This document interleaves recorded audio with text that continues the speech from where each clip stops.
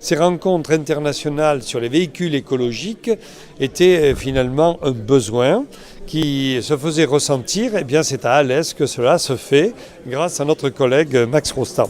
Le pôle mécanique d'Alès accueillait les 6 et 7 juillet les deuxièmes rencontres internationales des véhicules écologiques.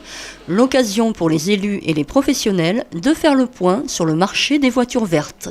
Je crois que c'est vraiment très très important de voir cette manifestation pour les voitures écologiques et que ça se passe à Alès, c'est-à-dire au cœur au fond de notre pays, ça c'est vraiment très important plutôt que dans une grande capitale. Et je crois que ça met en valeur la ville d'Alès par rapport à ce choix formidable qu'est le développement des villes écologiques. Sur l'aspect international, je crois qu'on a fait fort et qu'on peut être très très heureux. Je veux dire, il y a des gens qui sont venus de Chicago, de Californie, on a des Danois, des Allemands, donc Alès est en train de devenir le centre du monde de la voiture écologique.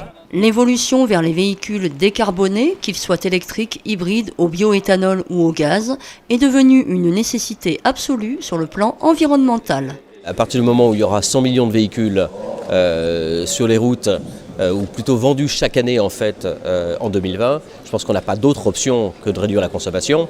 Je pense que sur le plan environnemental, on ne pourra pas se permettre de continuer avec des véhicules aussi gourmands qu'aujourd'hui. Rien qu'en France, on compte à peu près 40 000 morts dus à la pollution atmosphérique.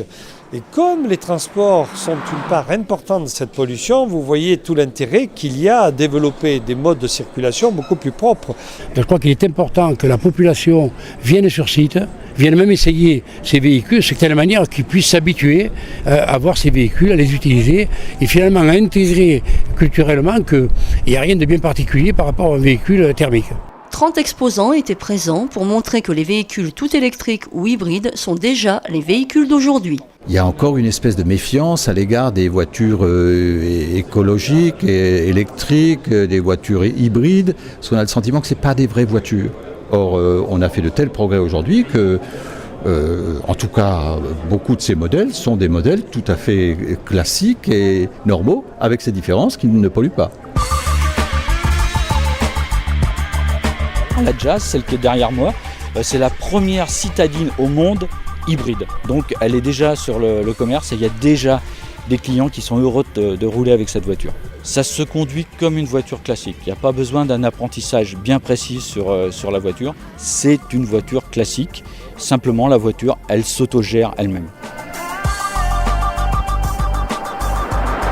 C'est très plaisant à conduire. Évidemment, c'est un silence de fonctionnement en électrique qui est un confort terrible. Une souplesse de réaction, des performances. C'est pas parce qu'on roule à l'électrique qu'on doit rouler sur un modèle dégradé ou avec des prestations moindres. On a des vraies prestations, un véhicule qui répond aux besoins de tous les jours. C'est un ludospace, on va dire. On est sur un véhicule donc ludique, qui change de ce que l'on peut voir actuellement, qui est complètement électrique, qui est vraiment adapté pour la ville. Certes, le véhicule propre est pour l'heure plus cher qu'un véhicule classique, mais ses avantages sont nombreux.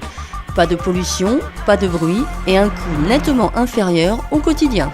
Il faut aussi expliquer que ce surcoût, il est peut-être à l'investissement, mais qu'après on le récupère très vite en matière de fonctionnement. Le différentiel entre 1 kWh d'électricité et le nombre de litres d'essence qu'il vous faut pour faire 100 km est considérable.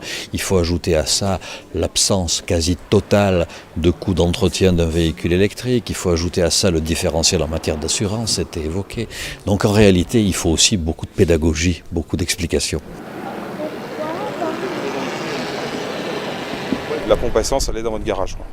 Donc vous avez une prise de 120, vous branchez, 4 heures après, la batterie est chargée complètement.